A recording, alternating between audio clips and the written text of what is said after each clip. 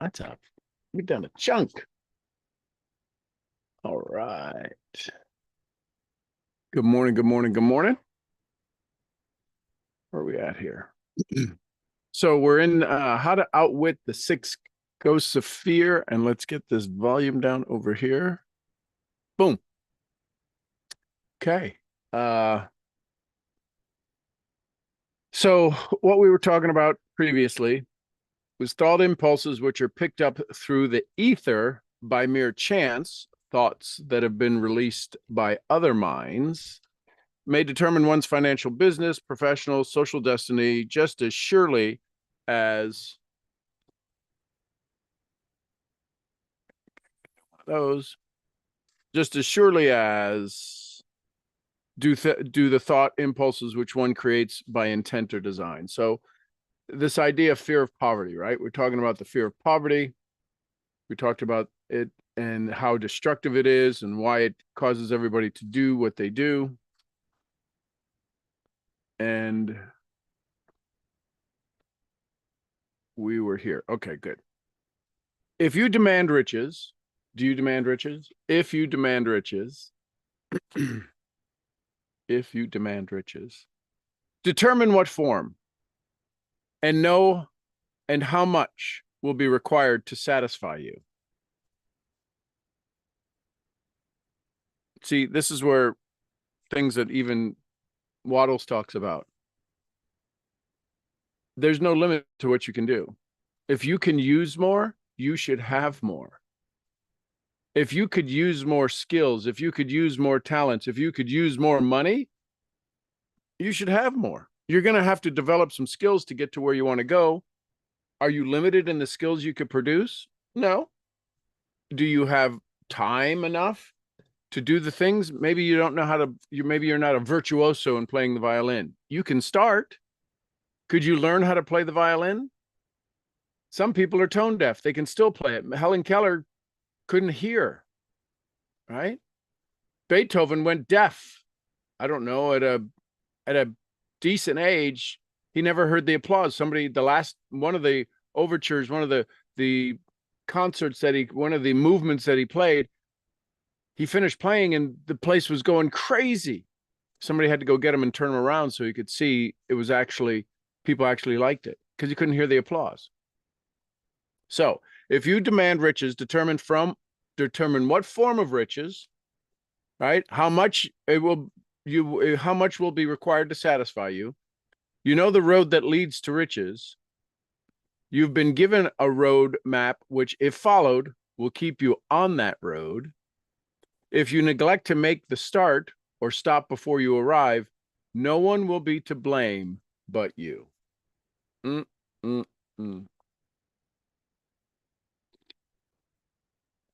If you neglect to make the start or stop before you arrive, no one will be to blame but you. This responsibility is yours. No alibi will save you from accepting the responsibility if you now fail to refuse to demand riches of life, capital L. You can demand the riches from life. You can tell the universe when a seed, listen, let me ask you this question. When a seed is put in the ground, does it not demand to be this, whatever the seed is, a tomato plant, an apple tree, a redwood? Does it not demand to be what it was meant to be? An oak tree, an acorn. We have thousands of acorns on the ranch. I don't know if it's because I've been watering everything. There are, piles. I'm talking garbage cans full of acorns. The squirrels, we're going to have some fat squirrels because I'm putting them all in a pile. They're going to be lazy. All they got to do is go to the pile. They don't have to go digging and searching. No alibi will save you from accepting the responsibility if you fail to refuse or to demand riches of life, because the acceptance calls for but one thing. Incidentally, the only thing you can control, and that is state of mind. Period. End of story. Full stop. The only thing that you can control, the only acceptance calls, because acceptance calls for but one thing. Demanding riches from life demands you to accept one thing, a state of mind. Period. End of story. A state of mind is something that one assumes. It cannot be purchased. It cannot be created. You have to assume it. Fear of poverty is a state of mind, nothing else, but is sufficient to destroy one's chances of achievement in any undertaking, a truth which became painfully evident during the Depression. This fear paralyzes the faculty of reason, destroys the faculty of imagination, right? What does Wallace D. Waddell say in his mantra? We must move from the competitive mind to the creative mind. We have to use our imagination. It kills off self-reliance, undermines enthusiasm, discourages initiative, leads to uncertainty of purpose, encourages procrastination, wipes out enthusiasm, and makes self-control an impossibility. It takes the charm of one's personality, destroys the possibility of accurate thinking, diverts concentration of effort, it masters persistence, turns the willpower into nothingness, destroys ambition, beclouds the memory, and invites failure in every conceivable form. It kills love and assassinates the finer emotions of the heart, discourages friendship, invites disaster in 100 forms, leads to sleeplessness, misery, and unhappiness. And all this despite the obvious truth that we live in a world of overabundance of everything the heart could desire, with nothing standing between us and our desires, excepting lack of definite purpose. That's all one sentence. That is all. That's 2 paragraphs. That's one. There's one sentence. It's one long sentence. It starts from, it takes the charm of one's personality, and ends with accepting lack of definite purpose. There's a lot in there. And this is what fear does. This is the power of fear. This is why when you listen to Outwitting the Devil, he says, I'm everywhere. I'm half of everything you do. Listen carefully. Every cell has a what? Has 2 charges to it. Positive, and that's where the devil says he lives.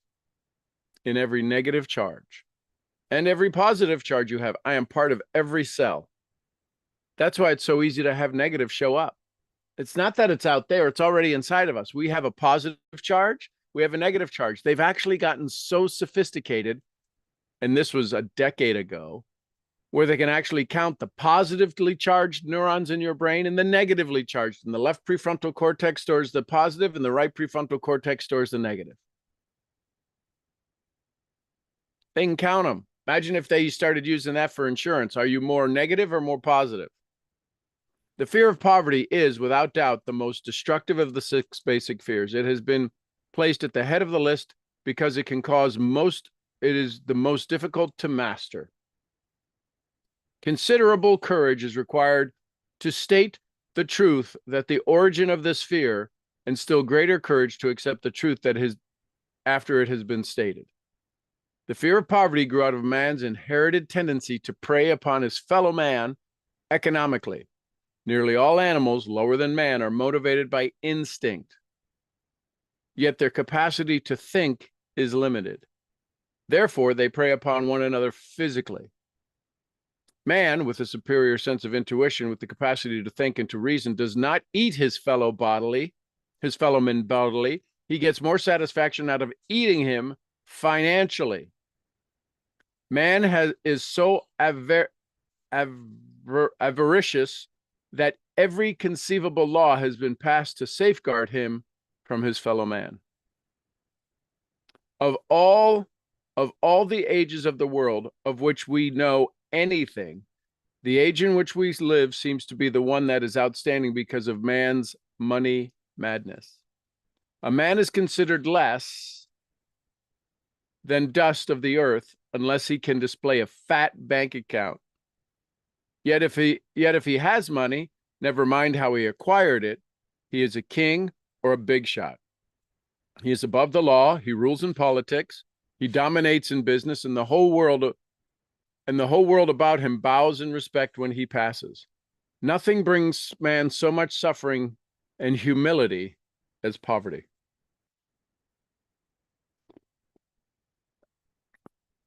Only those who have experienced poverty understand the meaning of this, the full meaning of this. It's no wonder why man fears poverty.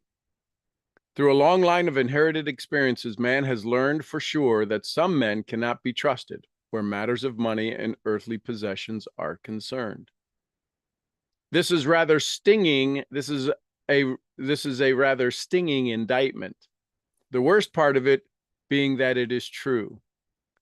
The majority of marriages are motivated by wealth possessed by one or both of the contracting parties. It is no wonder, therefore, that the divorce courts are busy.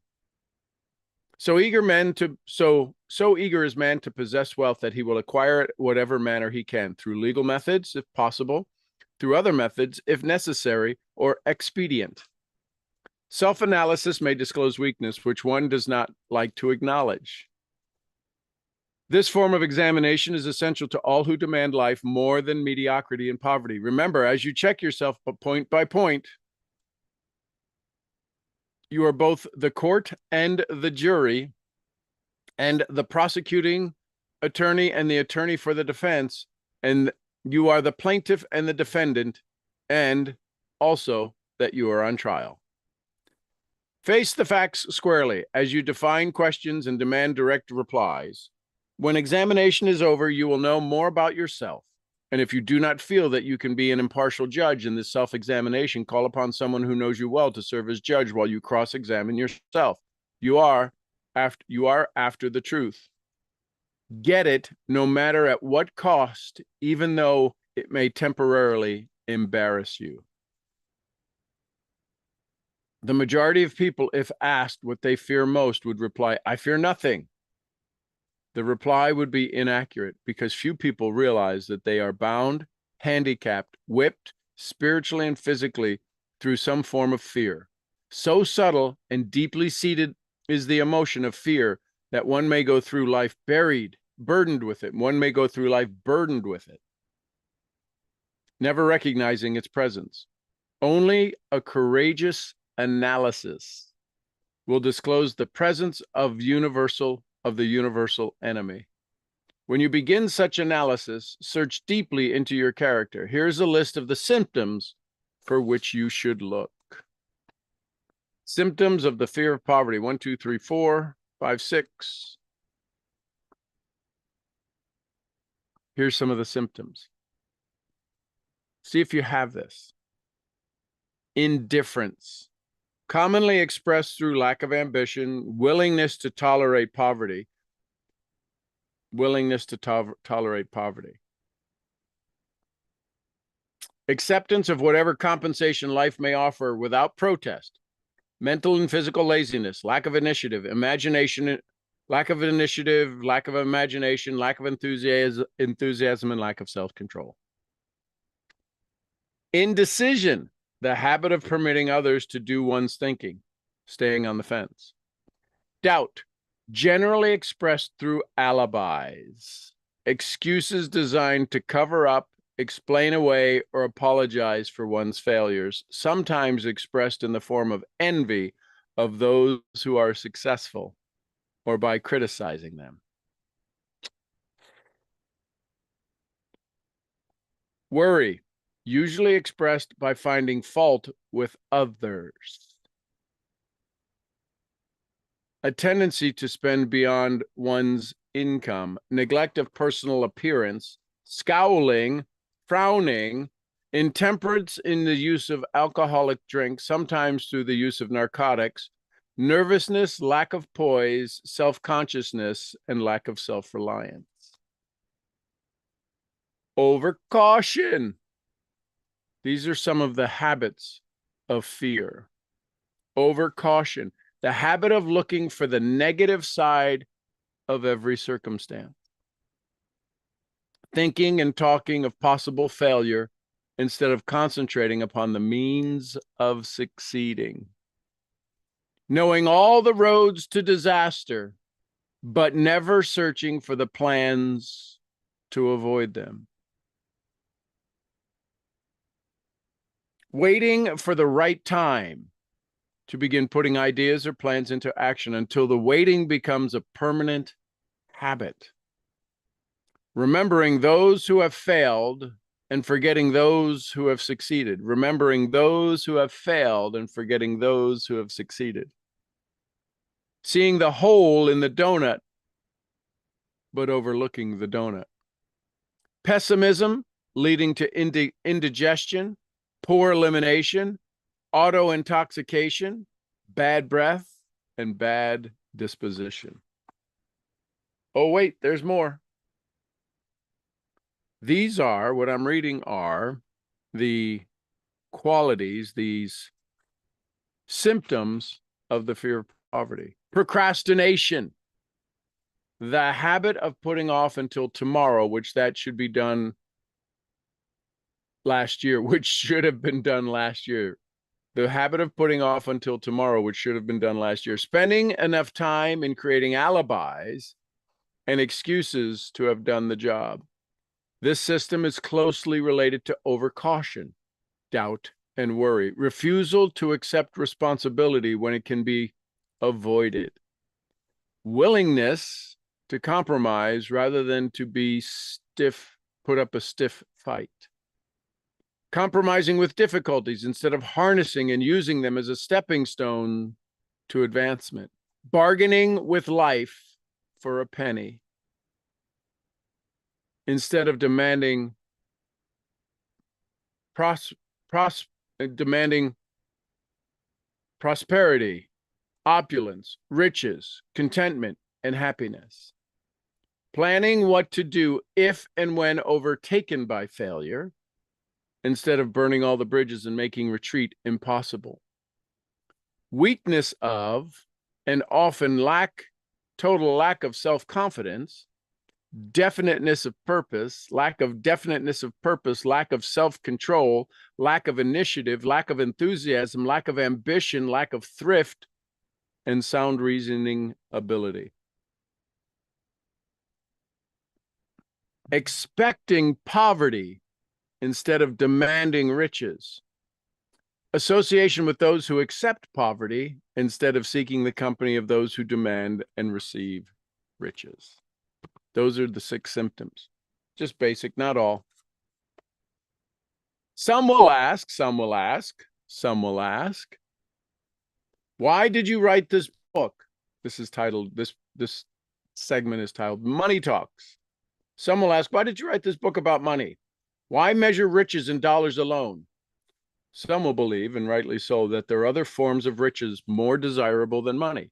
Yes, there are riches which cannot be measured in terms of dollars. Yet there are millions of people who will say, give me all the money I need and I will find everything else I want. The major reason I wrote a book on how to get money is the fact that the world has but lately passed through an experience that left millions of men and women paralyzed with fear of poverty. Can you imagine writing this book after the Depression? Writing this book and having understanding and having this in place where the whole mindset is everybody's in, I need a job, 10 cents. I need soup lines, soup kitchen, all of this stuff to get soup. And he writes a book on how to think and grow rich. What an insight. What this sort of fear, has left millions of men and women paralyzed with the fear of poverty. What this sort of fear does to one was well described by Westbrook Pegler in the New York Times, in the New York World Telegram, vis-a-vis. Here's what he quoted in the Telegram. Money is only clamshells or metal discs or scraps of paper that are treasures of the heart and soul which money cannot buy. And there are treasures of the heart and soul which money cannot buy. But most people, being broke, are unable to keep this in mind to sustain their spirits. When a man is down and out on the street, unable to get any job at all, something happens to his spirit which can be observed in the droop of his shoulders, the set of his hat, his walk, and his gaze. He cannot escape a feeling of inferiority among people with regular employment, even though he knows they are definitely not his equals in character, intelligence, or ability. These people, even his friends, feel, on the other hand, a sense of superiority and regard him, perhaps unconsciously, as a casualty. He may borrow for a time, but not enough to carry on in his accustomed way, and he cannot to continue to borrow very long. But borrowing in itself, when a man is borrowing merely to live, is a depressing experience. And the money lacks the power of earned money to revive his spirits. Of course, none of this applies to bums or habitual ne'er-do-wells, but only to men of normal ambition and self-respect. Women conceal despair. Women in the same predicament must be different. We somehow do not think of women at all in considering the down and outers. They are scarce in the bread lines, and they rarely are seen begging on the streets. They are not recognizable in crowds by the same plain signs which identify busted men. Of course, I do not mean that shuffling hags on the city streets who are the opposite number of the confirmed male bums, who are the opposite number of the confirmed male bums. I mean reasonably young, decent, intelligent women. There must be many of them, but their despair is not apparent. Maybe they kill themselves. When a man is down and out, he has time on his hands for brooding. He may travel miles to see a man about a job and discover that the job is filled, or that it is one of those jobs with no base pay, but only commission on the sale of some useless knick-knack which nobody would buy except out of pity. Turning that down, he finds himself back on the street with nowhere to go but just anywhere. So he walks and walks. He gazes into store windows at luxuries which are not for him, and feels inferior, and gives way to the people who stop to look with an active interest. He wanders into the railroad station or puts himself down in the livery to ease his legs and soak up a little heat. But that isn't looking for a job. So he gets going again. He may not know it, but his aimlessness would give him away even in the very lines of his figures did not. He may not know it, but his aimlessness would give him away even if the very lines of his figure did not. He may be well dressed in the clothes left over from the days when he had a steady job, yet the clothes cannot disguise the droop. Money makes a difference. He sees thousands of people, bookkeepers or clerks, chemists or wagon hands, busy at their work, and envies them from the bottom of his soul. They have their independence, their self-respect, manhood, and simply cannot convince himself that he is a good man, too, though he argue it out and arrive at a favorable verdict hour after hour. It is just money which makes the difference in him. With a little money, he would be himself again. Some employers take the most shocking advantage of people who are down and out. The agencies hang out little colored cards offering miserable wages to busted men. $12 a week, $15 a week, an $18 a week job is plum. If anyone with $25 a week to offer, and anyone with $25 a week to offer does not hang a job in the front of the agency or a colored card. I have a want ad clipped from a local paper demanding a clerk, a good, clean penman, to take telephone orders for a sandwich shop from 11 a.m. to 2 p.m. for $8 a month. Not $8 a week, $8 a month. The ad says also, state religion. Can you imagine the brutal effrontery of anyone who demands a good, clean penman for 11 cents an hour, inquiring into the victim's religion? But that is what busted people are offered. Fear of criticism. Here's the fear of criticism. We're going to end there. Fear of poverty. It is a kick in the teeth, a kick in the butt. It is fierce. The standing army at your service. Your secret council. Questions, comments, thoughts, takeaways, take with yous. If you've never read Think and Grow Rich, you've almost read through it. Well, listen through it anyways. Good morning, AJ. Hey, good morning. How's it going? Outstanding. Outstanding. A guy one time sold me a cup just like that, but it's black. Actually gave me, not sold me, but it was awesome.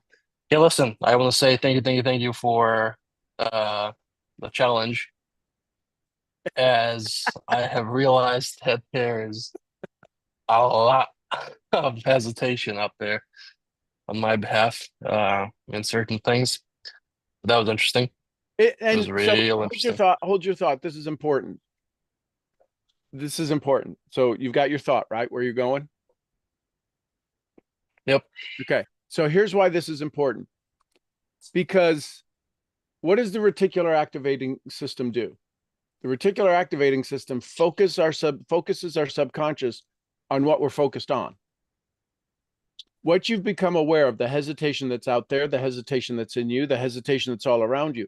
Do you realize that in anything we become aware of, if it was subconsciously already in place, usually anything we become aware of, isn't that it just arrived? The awareness means we are now tuned to it. Does that make sense?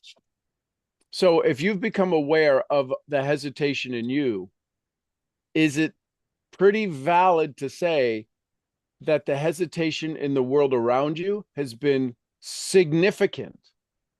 And where you're feeling a tremendous amount of resistance is now of your awareness of the hesitation and realizing, I don't need to be held back. I don't need to hold myself back anymore.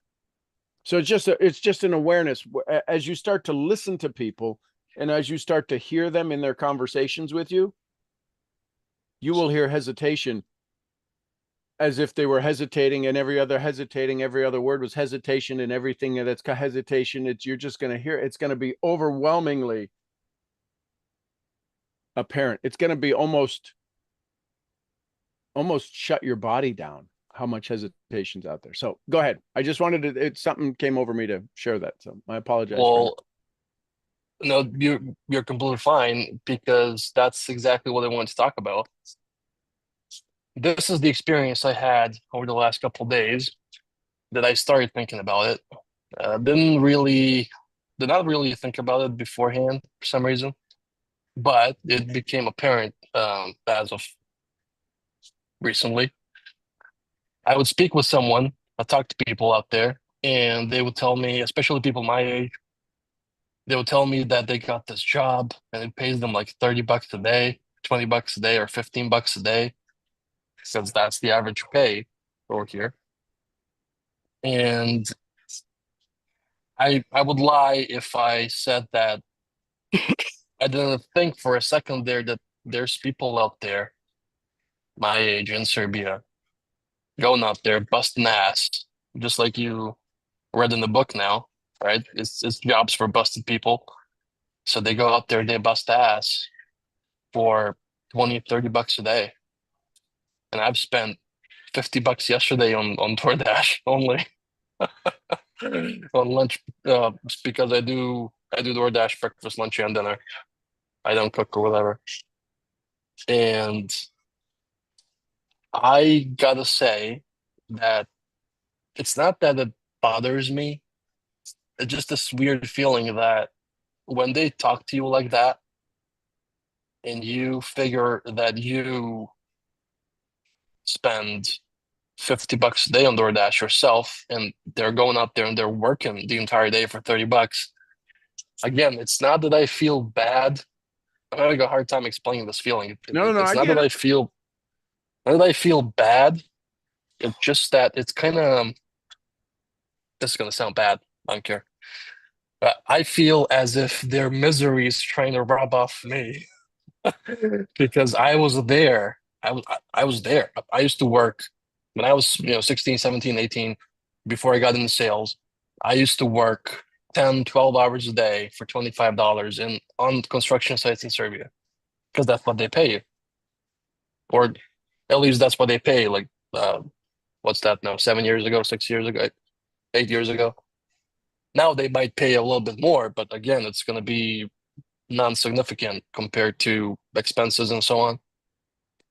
So it's kind of this weird feeling I've been having, and I decided therefore to just completely shut down these conversations because it makes me feel bad, kind of weird. I don't know if this makes any sense, but it's a weird feeling.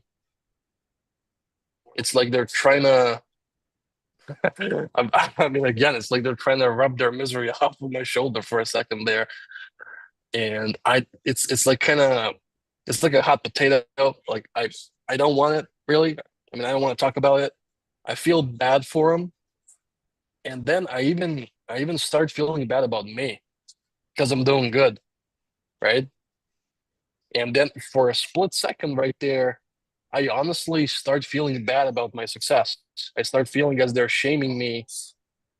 And they didn't mention anything about me or my income or my business or whatever. They're just talking about them. They're just kind of venting for them. I mean, nobody said nothing, right?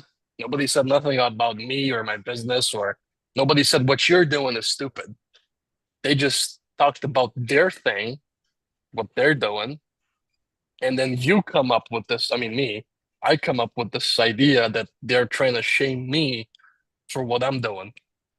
Is that crazy? Am I Well, am I no, going crazy? it is a phase that you're going to go through. And here, this is, so these are the four stages that um, Kyle Cease talks about: fear, sadness, new normal, excitement, and then the new normal.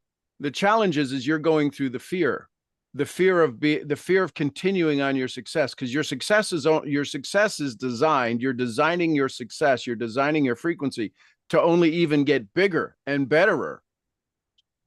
They are not. So you're going to, in your, what you've picked up on is signal. This is more than just dialogue. This is signal. You're picking up on their frequency. Their frequency has always been there. You've never really understood your success. You've never really accepted your success. And what you're doing now is you're accepting your success at a whole nother level. You're realizing I have a lot more to do because I have a lot more to give. And what you're feeling guilty about is that I couldn't even give these people my success. They wouldn't know what to do with it. They wouldn't Yes. even want it. They don't even want it. They're Yes. sitting with somebody who spends $50 a day on DoorDash and they make $30. Why wouldn't they be asking me, what do you do? And you feel guilty because you can't tell them what you do because they don't want to hear what you do. So you feel Yes. shamed because some of these people you're younger than. And you're like, why am I so blessed? Why am I given all of this? Why won't I want to give? I'll teach them. I'll give them all of my knowledge. And they're not asking. Yes. That's yeah, Silky said in the comment you can share with them how they can do better. You can't. You You cannot. can offer it, then, and this is where you get good at asking questions. Yeah. See, where you get frustrated is when you start to give content, when you're Google. Could you imagine if you're Google and nobody came to you to search for information? That's what many of us are. We're the Google that nobody comes to because we have the secret that they're looking for, but they'll never ask us because we keep shoving it down their throat.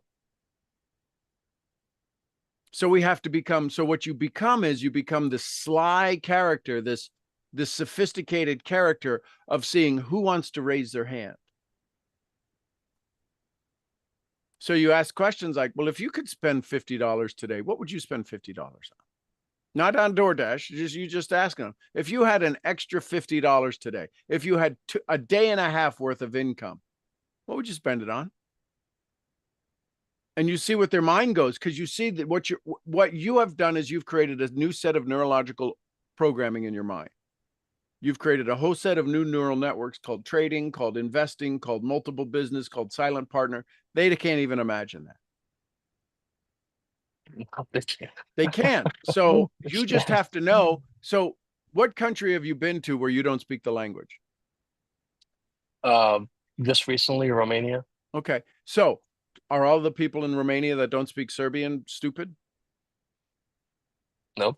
They No, just they're speak. I mean, Romanians. they do their own thing. Yeah. Yeah, they do their own thing. They're Romanians. Did you like the food when you went to Romania? Oh yeah, I love Bucharest. Bucharest is great. Okay. Do you love the buildings when you go to Romania?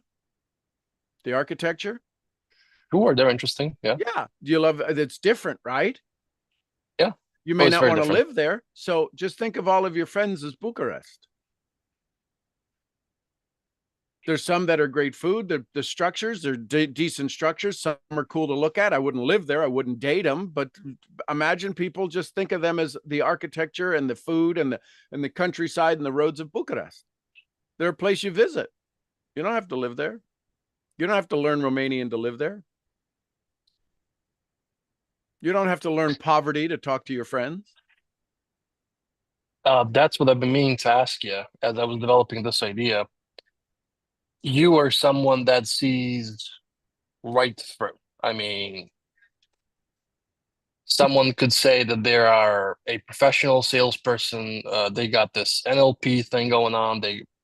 They're a professional manipulator, and you're gonna see right through them because of your experience and expertise, obviously.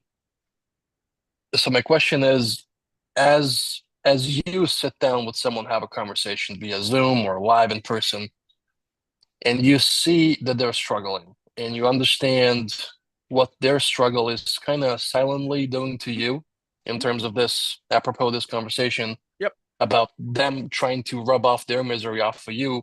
They didn't say nothing to you or your business, but you make up this whole story about them trying to, kind of diminish your success or you're doing that or whatever. How do you, I guess this is a human question now. Sure.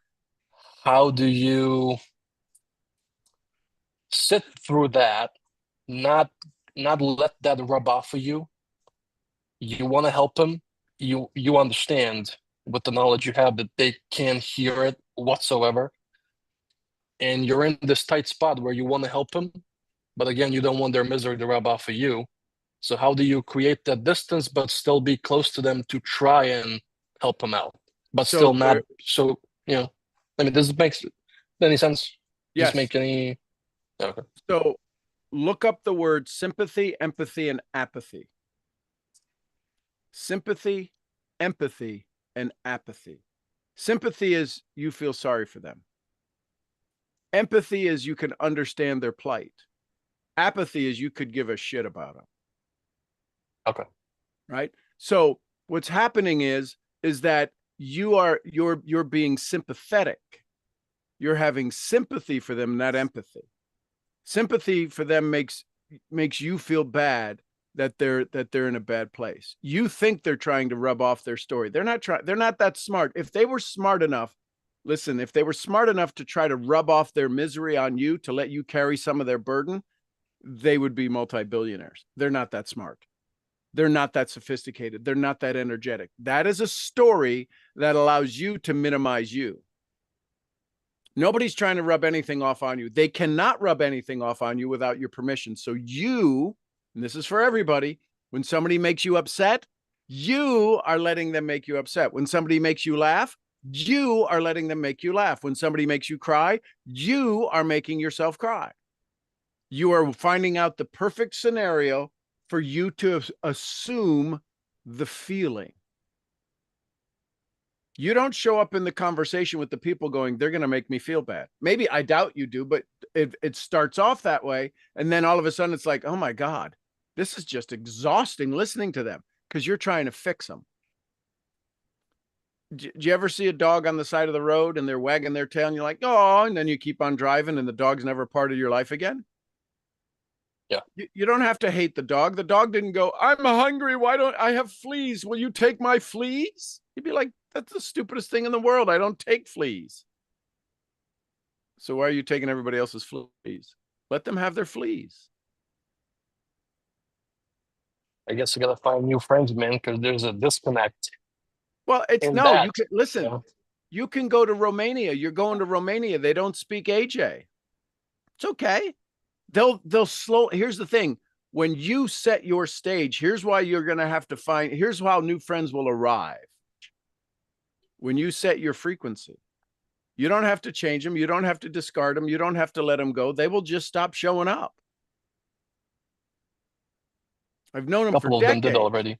Yeah. Yeah, Yeah, a couple of sure. them just kind of fell off the wagon, I guess, And in there's the no last hard couple months. feelings. If you called them today, they wouldn't go, "You're an asshole. You stop talking to me." No, we No, just, no, I no. know.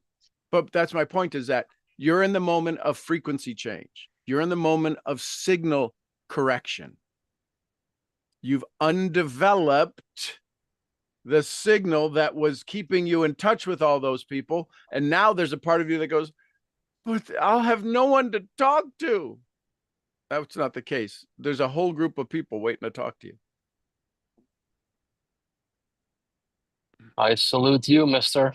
That's yeah, because sometimes, right? Now I get these moments like I mean, I told you this even when we were hanging out at the ranch.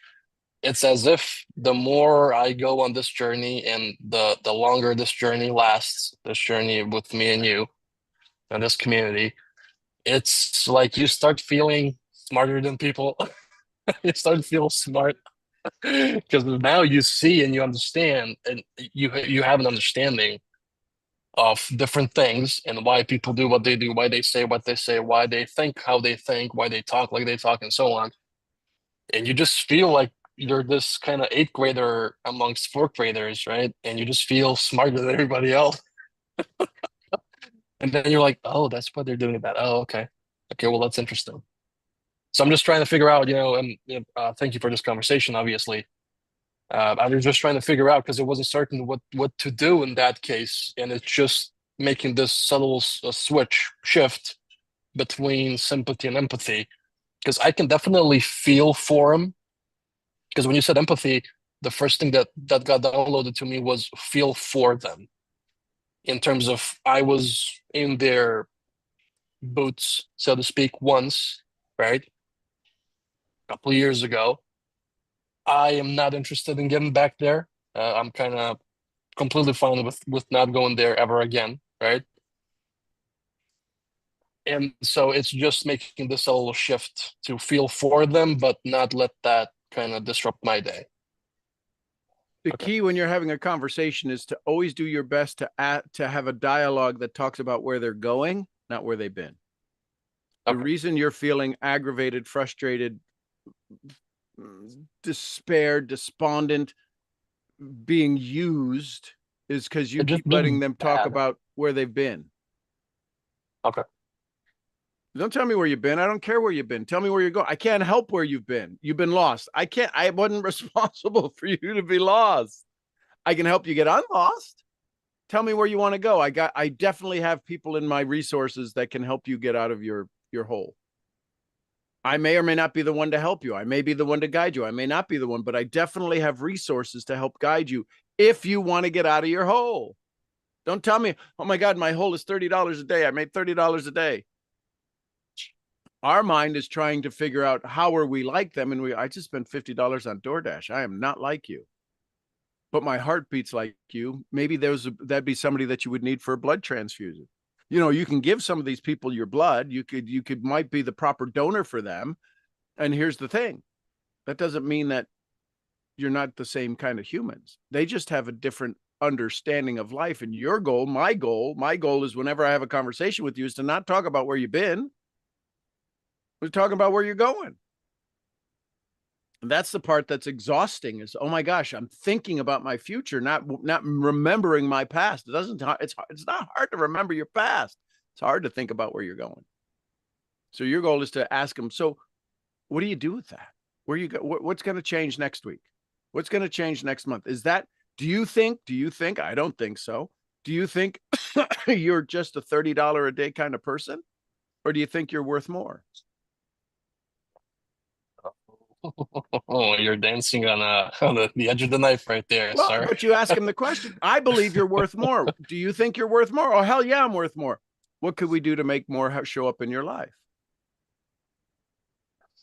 And that's where we now have to think. We have to speak the language. We have to become We have to become the detective to see who's willing to raise their hand. Because here's my question: if one person out of the 100 people you know that are stuck in their life, but one person wants out, would it be worth finding them? Yeah. Could they be the one that cures cancer or starts a children foundation that makes sure that no kid see the thing about you making sure no kids cry on their pillows isn't going to happen from you. It's going to happen through an association, through a connection. That's why you're creating the wealth. About that the other day. Yeah. That's why we create the wealth, so that we can find somebody who would love to go do that. I want it done. I don't have the time or the skill or the capability to do it. I know that I can find somebody who could do it, who will love to do that. I was thinking about that just the other day, and funny how you mentioned it now, funny how that works. That it doesn't, because, so what happened, just a quick story. The restaurant business, we extended our relationship for another 6 months, which is good. Yeah. We made this whole payment plan, whatever, doesn't matter.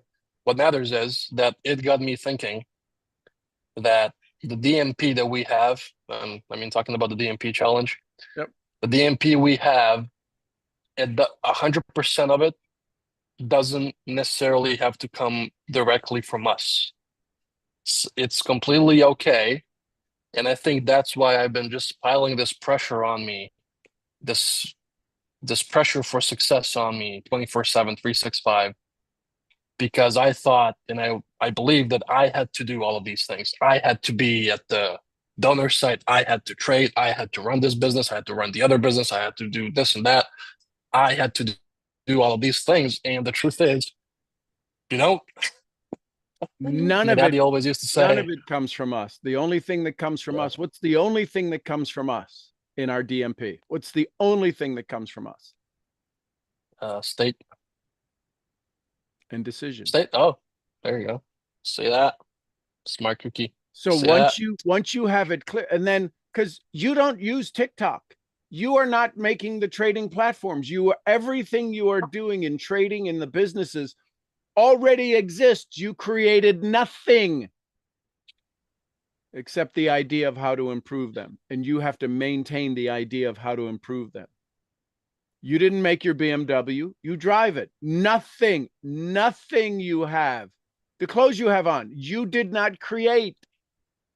You had an idea. I like this jersey. I like this jumper. I like this ring. I like this tattoo. You created nothing except in a thought. And then you ask the universe to produce that thought into its physical realm called transmutation. Nothing you have, you created. Your beard, you created. Your hair, you created. Nothing else. You didn't create your clothes. You didn't create your shoes. You didn't create the coffee you're drinking or the tea you're drinking or the orange juice that got squeezed or the oranges or the trees or the truck that brought it. You have a sole responsibility to your thinking. Thinking makes it so. And when you understand that, you can create, just like you're creating a list for your dream compadre. You can create a dream for your friends. You can create a list for your friends. Here's the friends who get to hang around me. Here's the friends who I would love to hang around. I love people who challenge my thinking. Getting hot. Getting hot in here. So, all righty. I'll get on thinking and see you later today. Sounds good. Think. Yeah. Oh, we're gonna cut this conversation. Oh, okay, because this is enough. Thank you, brother. Love you. Thank you, man. See you soon. Okay, brother. Hey, Silke, good morning.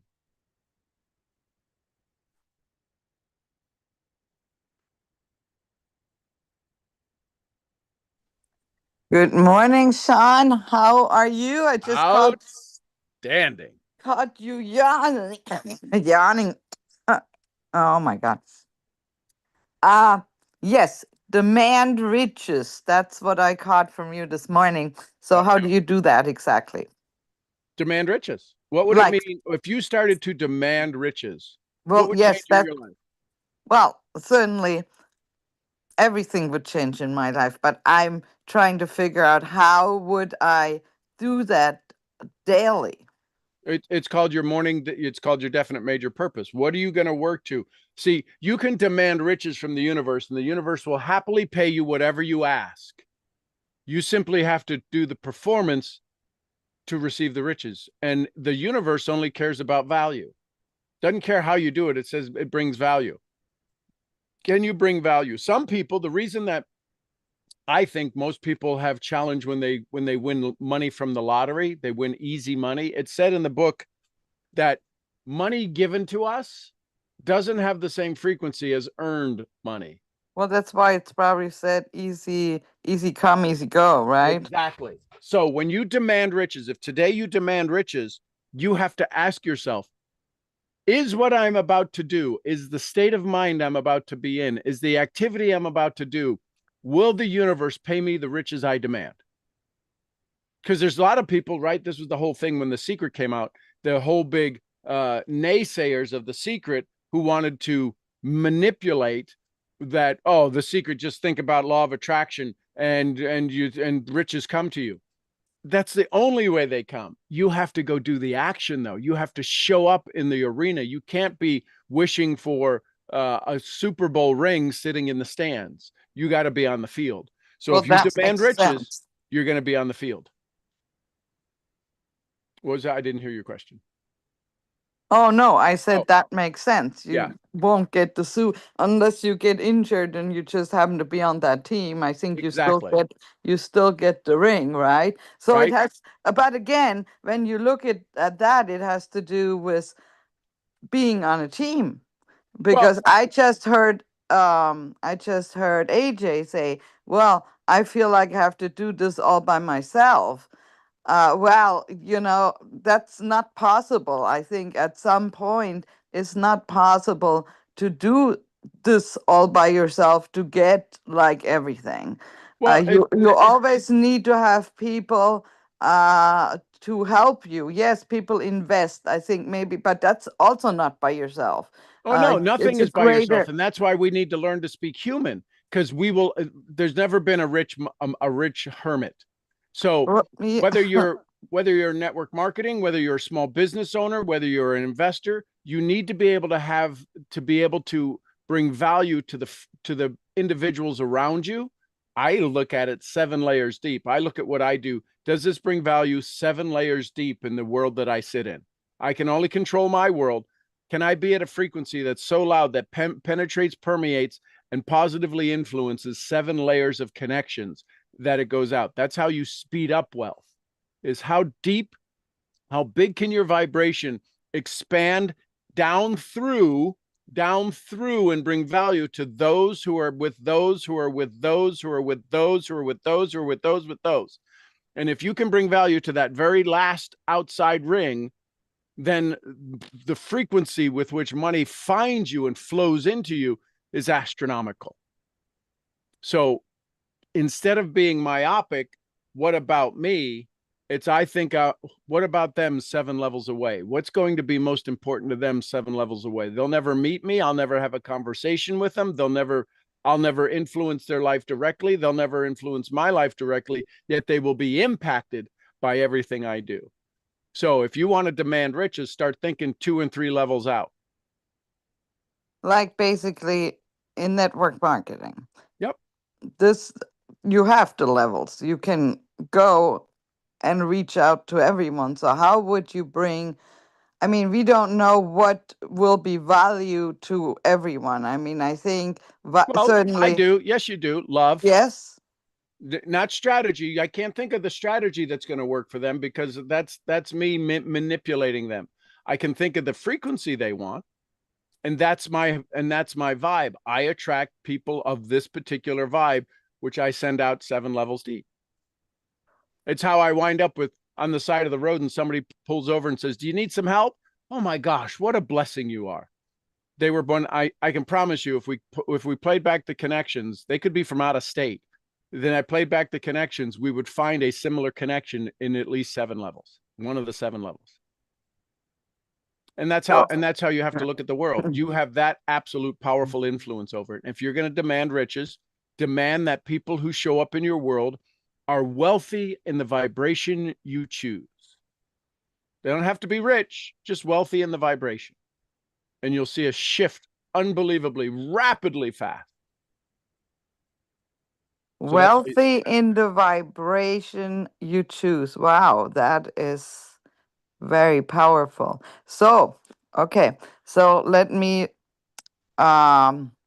say this, and then you can answer. So, sure. if I should choose the vibration of love and joy, Yep. how do I share that? I mean, besides saying that. So if you were to work yourself up into a memory of where absolute, overwhelming, massive love existed, can you come up with a memory? Can you come up with a memory of absolute joy in your life? Maybe when you were giving something, maybe when you were receiving something, maybe when you were whatever, some moment where you were unexpectedly filled with joy because somebody absolutely surprised you. When you can come up with the memory, and then you take that memory and you lock it into something, it's called a touchstone. You create a touchstone. It could be a piece of jewelry, it could be a ring that you wear, and you put all of that energy in there, because energy is transforming, and energy has the ability to be transformed and transmuted into put in different places.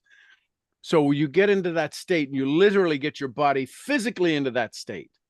And then you store it. You put it all into every time you touch the ring, or every time you touch the necklace or the jewelry or the earrings or something, or a pen that you have. Michelle has a pen. That's her energy pen, right? She bought it. It was a decade ago. She's the only person I know that buys pen refills. I'm sure there's a couple other people I know, but she has had that pen for the last 15 years. It's this pink pen. And if she misplaces that, if I borrow it, she goes, make sure you give me back my pen. Yes, I don't leave her desk with that pen anymore. My point is that get yourself into that energy, get yourself into that frequency, and then find a touchstone, something that you carry with you all the time. And I can promise you, the first time you touch it, you're going to be like, that really doesn't there. Go back and store it. Go back and put it in there. Go back and put the energy in there. This is something you've got to create. You are building a foundation for the future of everything. It takes a little bit to build the foundation of a 100-story skyscraper. If you're going to build a single-story house, build it on the sand. Who cares? It's going to get knocked down. You know it's going to get knocked down. You don't care if it stands. If you care that this stands, and you want to create the frequency that when people show up, they show up spending their joy and their love in your world. They are wealthy with that frequency. It could be a bum on the street who says, my God, you're beautiful today. You'd be like, that was the nicest thing somebody said to me in the longest time, because of their frequency. It's not about the income. It's about what income you want. And income, right? That's why I call it mental profits. Your thoughts create your income, and income has very little to do with money. It has everything to do with how you balance your own self. What is the frequency you want to stay in? See, when AJ was talking and people show up and they want to put his thing on him, he was becoming unbalanced from his frequency. That's why we feel like, ugh. When you stay focused and you stay steadfast and you stayed rock solid in your frequency, that's why he goes, that's standing, right? I know lovingly he's playing with it. You know that when you ask me that, that's it. You're going to get that. And so some people don't even ask because they know it's going to be that, and they're looking for something different. You don't get different. Can you show up not different, regardless of who they are, regardless of how they respond? Which is why when you show up with love and joy in your life, and that's your frequency, and that is your commitment, you can say, hey, listen, I would love to have a conversation about love and joy, about how to build our business. Where would you like to start? What would fill you with most joy about our business model? If it did what would be the most joyous thing you could have? And you use that language and you set the frequency. I know it sounds crazy, but everybody thinks I'm crazy when I say, how can I be of service? Well, you called the meeting. No, we set the appointment together. What would you like to learn from this moment, this time together? And if they don't have an answer, Thank God I didn't start talking, because there was no way anything I was going to say to them would have any effect on them. My dad said the only reason you have a conversation is so they can tell you how they want to get started. Period. So if you have a conversation, my 2 words are courageous integrity. If I'm not being courageous, I'm not in integrity. And if I'm not stepping out on the edge, adjusting and being courageous, I'm not living in my integrous life. So I need courageous integrity. It's why I say things going, oof, I love you, right? I don't know if this is going to sit right. I don't know how this is going to sit. But that's when I'm being courageous, because a part of me is like, whoa, that's going to make them feel bad. It's not going to make you feel bad. It's going to sharpen your saw. So I say that to say, when you demand riches, if you demand riches, you have to have people pay you with love and joy. They need to show up. You need to be of the frequency, though, that they can pay. You have to be a bank that's open. You can't be a bank. You can't be a love and joy bank on a holiday that's not open, and people want to come deposit happiness and joy and join you in business, and you're closed. When you demand riches from the universe, it is 24/7, 365. And you start to live that frequency. People ask me all the time, how are you always so nice? I'm not always so nice. You just choose to not always be nice. And you think you think it takes frequency and energy to do this. When you realize that the thing that you want, the joy that you want, the peace that you want, the happiness that you want exists, why would you ever leave it? Why would I let somebody tell me about a $30 a day job they have and I feel bad? Sucks to be you, Skippy. My goal is, how long do you want to own that story? How many more days do you want to work for $30 a day? Do you think you're worth more? I think you're worth more. Do you think you're worth more? When you think you're worth more, we should sit down and have a conversation. I might be able to offer you some suggestions on how you can take care of you, on how you can receive more from the universe. Do you think the universe has $50 a day to pay you or $150 a day to pay you? Yeah, then why don't we look for that? Are you open to looking for it? Are you open to doing the work? Are you open to love and joy flowing into your life more rapidly? Are you open to courageous integrity becoming a part of a mainstream of your dialogue and conversation? And we got to own who we are, because if we don't stand for something, we'll fall for anything. And that's when we get mad and sad and aggravated and frustrated, and we wind up making money and losing money and making money and losing money. I can promise you, if you keep roller coasting, it's because you have a money consciousness story. You haven't figured out your frequency. That's all it is. If you still say you won't believe what happened, you have a frequency problem.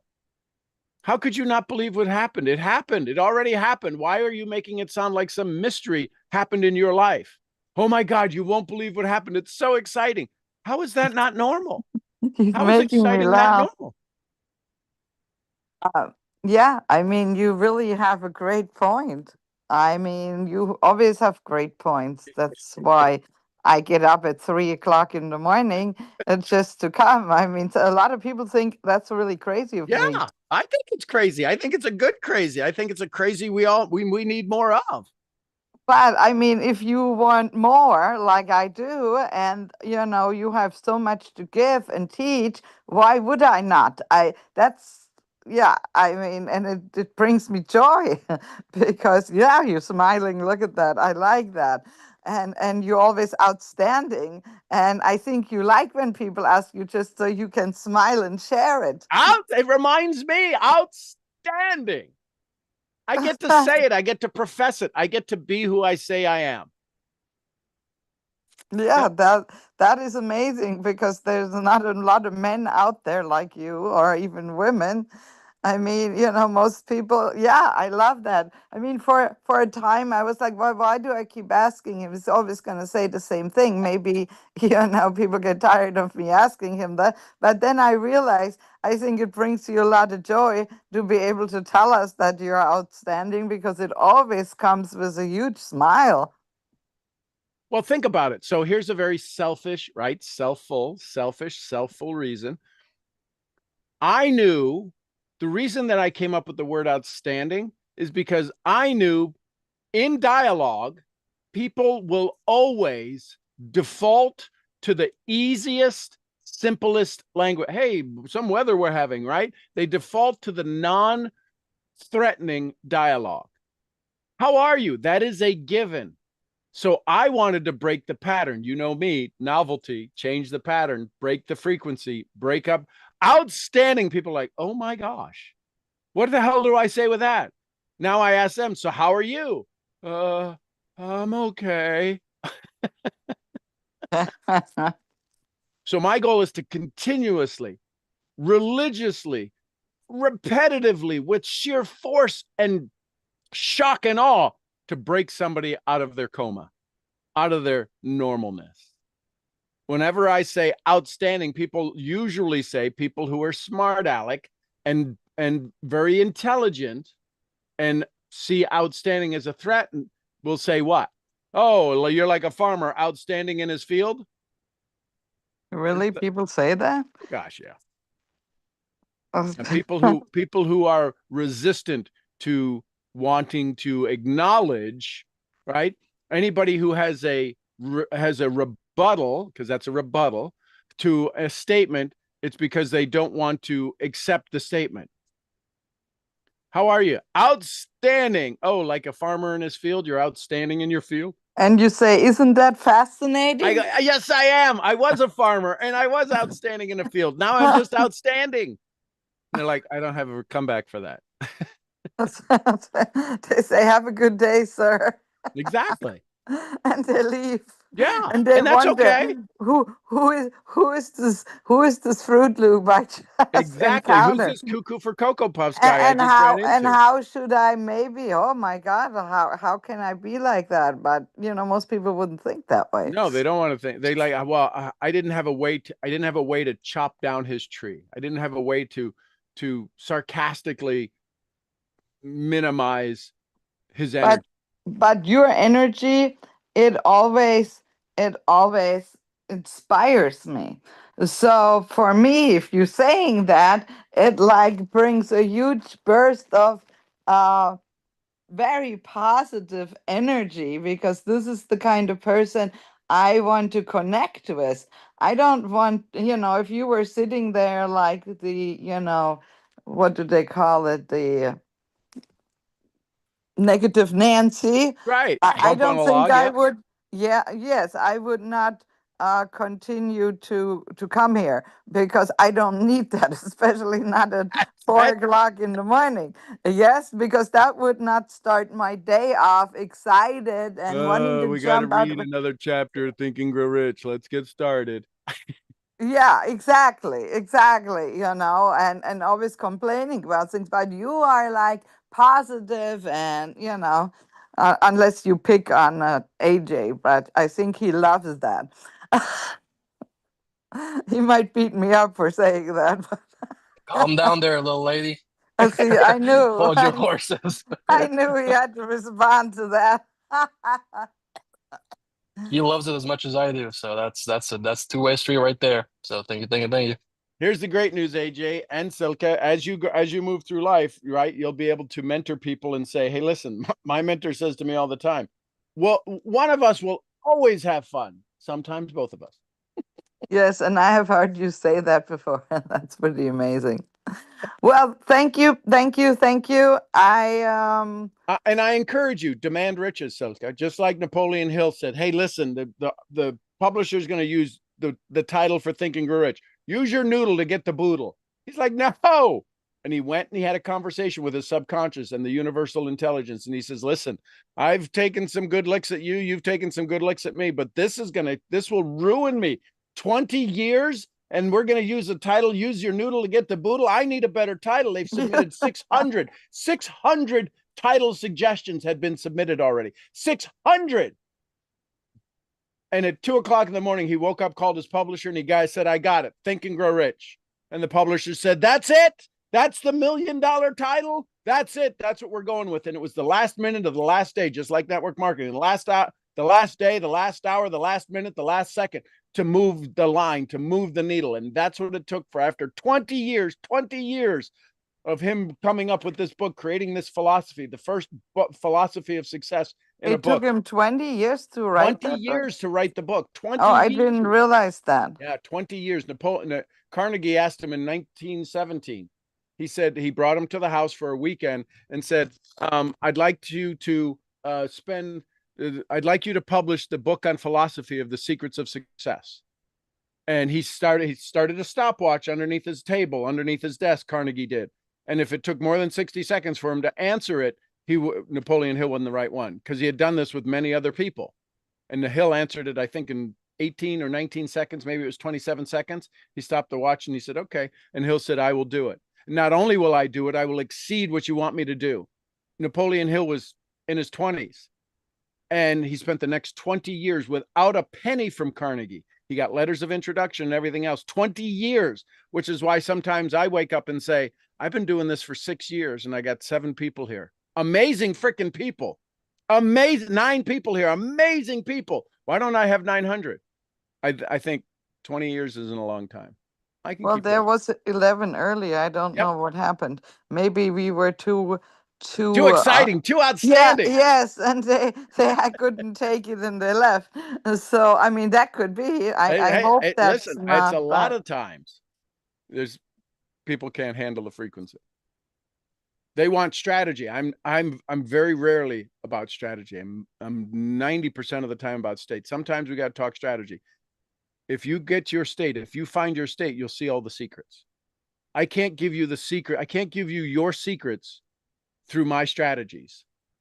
I can help you access your secrets through my state, elevating your state, elevating your vibration. If I elevate your skill to speak my Spanish, if I elevate your skill to raise my sheep, if I elevate your skill to cut my grass, if I elevate your skill to cut down my trees, if I elevate your skill to plant my garden, it doesn't do a damn thing for you in your world. My strategies don't work for you. My state can help inspire you. So when you demand riches and you want love and joy in your life, you can only demand it from your state, not from your strategies. Yes. That's a pretty big secret. I love it. I love it. I love it. Thank you for sharing that.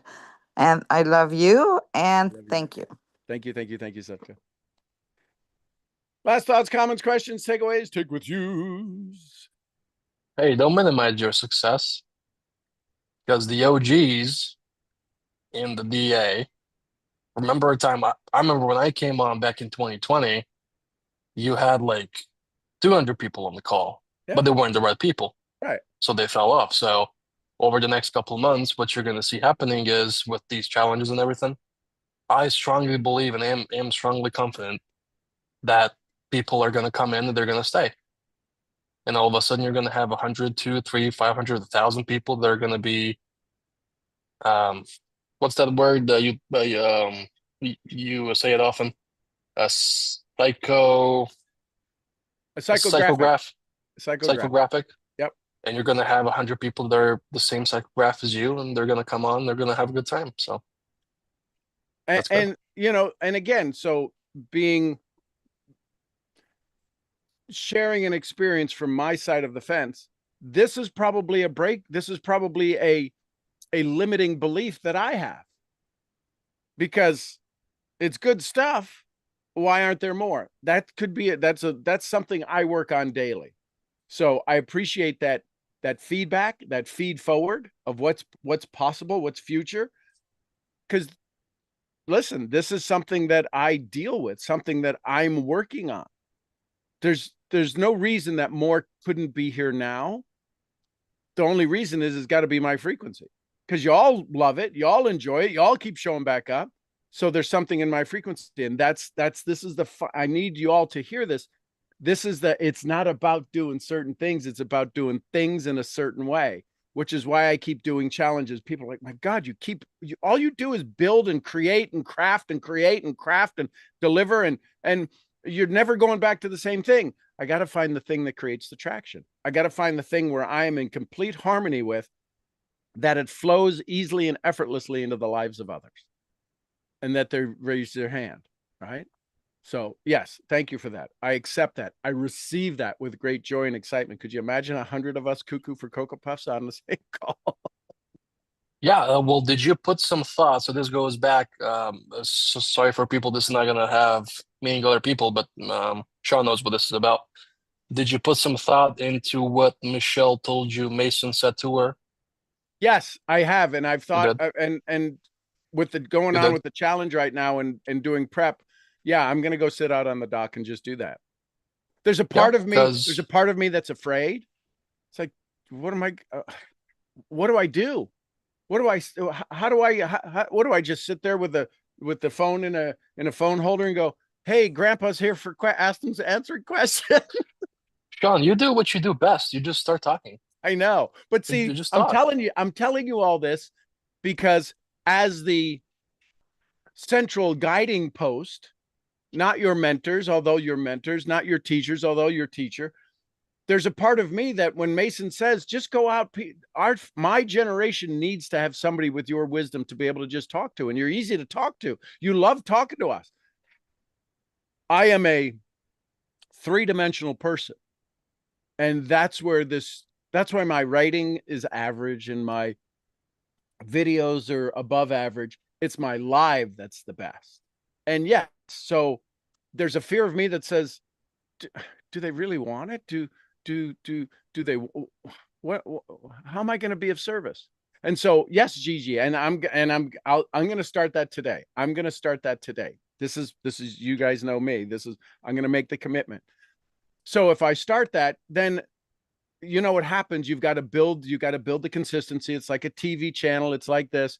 And so if I start that today and one person shows up on the live and it's TikTok, but there's a thing in my mind. And again, I'm just being open with you to share with you what goes through my head because you're like, oh my gosh, he can do anything. I can also do nothing, right? If it's easy to do, it's easy not to do. So I turn on TikTok, I go live and people show up and people make comments and the haters show up and 1,001 things.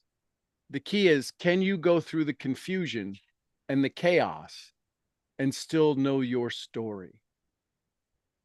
There's a lot of things, right? Procrastination. I got to fix the sheep fence. Winter's coming. I got to do this. I got to do this. There's people who are on their knees praying for all of us, ladies and gentlemen. They're praying for all of us. They're praying that we have courage. They're praying that we show up. Every one of you, somebody is praying for you to show up in their life. And I feel there's people praying for me, both for me to be the reason people light candles for me on a regular basis because they think I'm crazy. And there's people who need my crazy to help them get through theirs. So I'm going to go live. I'll probably do it before the call. So sometime between now and 11, I'll go live on TikTok for half an hour and I'll do it for 30 minutes and say, I'm just going to be here if you've got questions and we'll figure it out and we'll start it.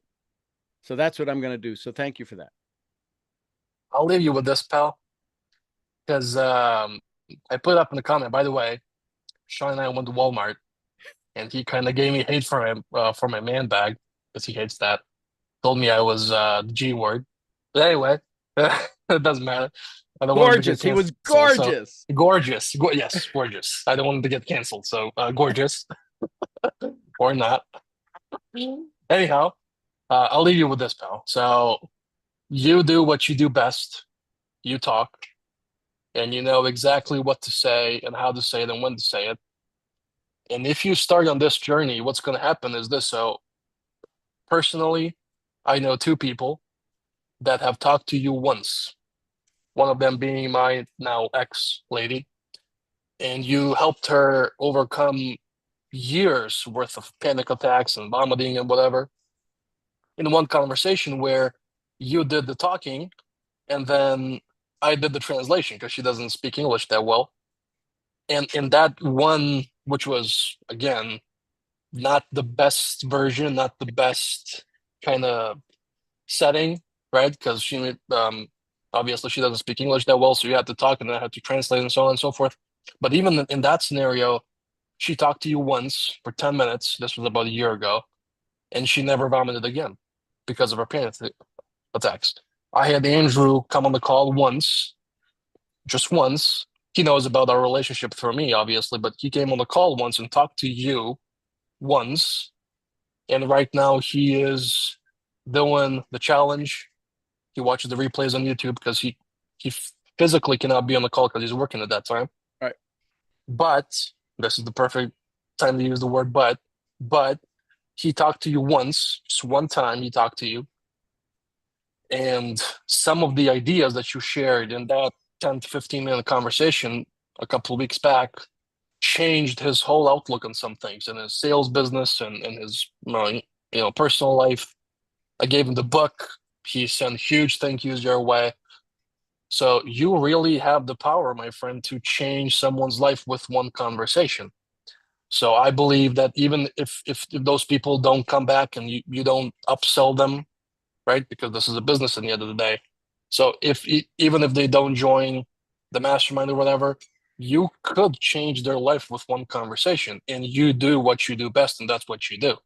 So I am extremely confident, and I have a lot of certainty in the fact. This is not imagination, it's not illusion. This is a fact.